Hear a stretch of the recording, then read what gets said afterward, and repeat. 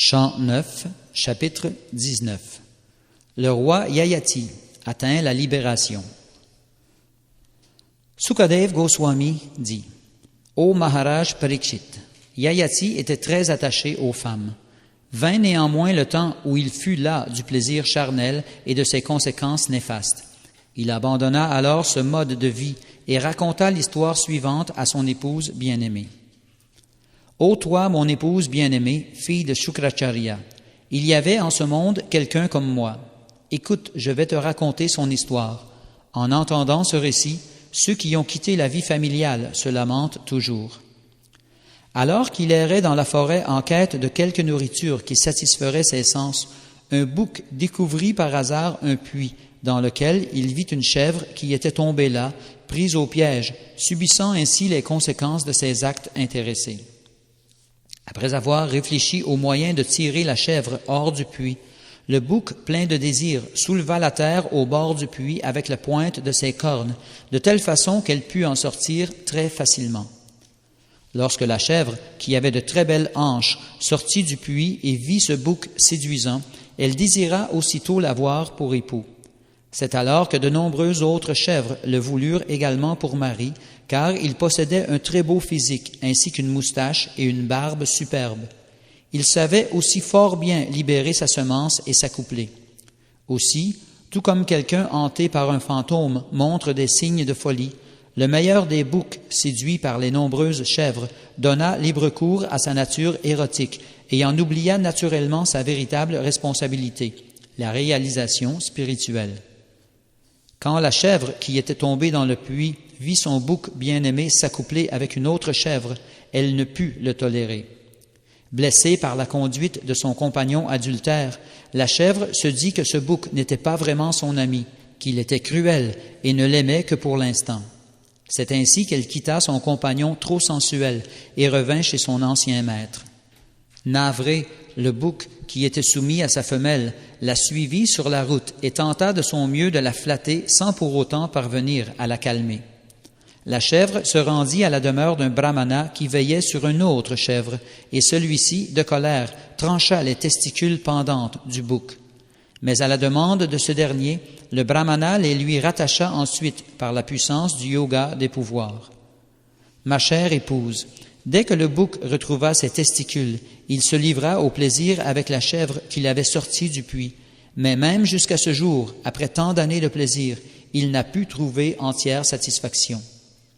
Ô ma chère épouse aux sourcils si gracieux, je suis exactement comme ce bouc, car j'ai si peu d'intelligence que je me suis laissé fasciner par ta beauté et en ai oublié ma véritable tâche, la réalisation spirituelle. L'homme esclave du désir ne peut trouver la paix, même s'il possède en suffisance tout ce qu'offre ce monde, du riz, de l'orge et autres céréales, de l'or, des animaux et des femmes. Rien ne saurait le satisfaire. De même qu'alimenter un feu avec du beurre ne réduit pas son intensité, mais au contraire le rend de plus en plus fort. S'efforcer de mettre un terme au désir en goûtant continuellement au plaisir est une tentative vouée à l'échec. En réalité, il faut volontairement se défaire de tout désir matériel. Lorsqu'un homme n'éprouve pas d'envie et ne souhaite de mal à personne, il fait preuve d'équanimité. Un tel homme voit le bonheur dans toutes les directions. Pour ceux qui sont trop attachés à la jouissance matérielle, il est très difficile de renoncer au plaisir des sens. Quand bien même on serait rendu invalide par la vieillesse, on ne peut toujours pas se défaire de tels désirs matériels. L'homme qui veut réellement le bonheur doit donc renoncer à ses désirs insatiables, cause de tous les maux.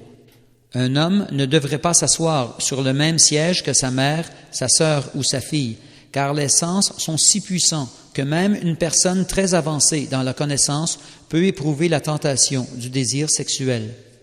Durant 1000 années entières, je me suis livré à la jouissance des plaisirs des sens, et pourtant, mon désir augmente de jour en jour. En conséquence, je vais maintenant renoncer à tous ces désirs et méditer sur Dieu, la personne suprême. Délivré des dualités créées par le mental et d'une conception vaniteuse de ma personne, j'errerai dans la forêt parmi les animaux. Celui qui sait que le bonheur matériel, bon ou mauvais, dans cette vie ou dans la prochaine, sur cette planète ou sur les planètes édéniques, est temporaire et vain, Qui sait qu'une personne intelligente ne devrait pas essayer d'en jouir, ni même d'y penser? Celui-là connaît le soi. Cet être, ayant réalisé son identité spirituelle, sait très bien que c'est à cause du bonheur matériel que se perpétue l'existence matérielle et l'oubli de sa position originelle et éternelle. Sukadeva Goswami dit: après avoir parlé de la sorte à Devayani, son épouse, le roi Yayati, maintenant libéré de tout désir matériel, fit appeler son plus jeune fils, Puru, et lui rendit sa jeunesse en échange de sa propre vieillesse. Le roi Yayati octroya le sud-est à Druyu, le sud à Yadu, l'ouest à Turvasu et le nord à Anu. C'est ainsi qu'il partagea le royaume. Yayati sacra son plus jeune fils, Puru, empereur du monde entier et maître de toutes ses richesses, et il plaça tous ses autres fils, qui étaient les aînés de Puru, sous la dépendance de ce dernier. S'étant adonné au plaisir des sens pendant de très nombreuses années, ô roi Parikshit, le roi Yayati s'y était habitué, mais il y renonça complètement en un instant, tout comme un oiseau s'envole du nid dès que ses ailes ont poussé. Comme il s'était totalement abandonné à Dieu, la personne suprême, Vasudeva, le roi Yayati fut affranchi de toute souillure engendrée par les modes d'influence de la nature matérielle. Grâce à sa réalisation spirituelle, il put concentrer son mental sur la transcendance, Parabrahman, Vasudeva, et ainsi atteindre finalement la position de compagnon du Seigneur. En écoutant l'histoire du bouc et de la chèvre contée par Maharaj Yayati, Devayani comprit que ce qui semblait être une histoire amusante à se raconter entre mari et femme avait en fait pour but de lui faire prendre conscience de sa position originelle et éternelle. Devayani, la fille de Shukracharya, comprit alors que les rapports matérialistes entre époux, amis et parents sont comparables à ceux de touristes dans un hôtel. Les liens sociaux, l'amitié et l'amour de ce monde sont le produit de l'énergie externe de Dieu, la personne suprême, tout comme dans un rêve. Par la grâce de Krishna, Devayani abandonna sa position illusoire dans le monde matériel. Concentrant parfaitement son mental sur Krishna, elle parvint à se libérer des corps grossiers et subtils. Ô Sri Vasudeva, ô Seigneur souverain, tu es le créateur de la manifestation cosmique tout entière. Tu résides en tant que l'âme suprême dans le cœur de tous les êtres et tu es plus petit que le plus petit. Pourtant, tu es aussi plus grand que ce qu'il y a de plus grand et tu pénètres toutes choses. Tu sembles totalement silencieux, libre de toute action, mais cela est dû à ta nature omniprésente et à ta plénitude en regard de toutes les perfections désirables. Je t'offre mon hommage respectueux.